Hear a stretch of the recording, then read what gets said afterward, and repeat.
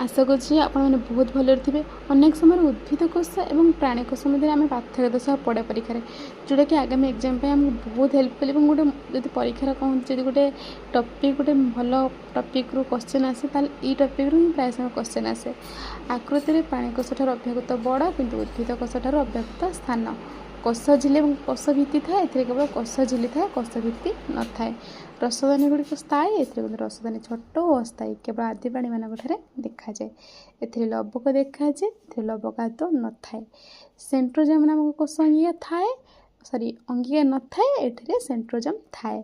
आपने भल भाव एक बॉक्स करके लिखि दिंतु ये भाव में लिखि दी मन न रोचे गोटे कांथे में चिपकई दिखाँ गोटे कागज लिखिकी बारंबार देखिए आपंकर मन रही। आपको यदि वीडियो भल लगे निश्चय वीडियो को लाइक करेंगे चैनल को नुआ आसते सब्सक्राइब करदे।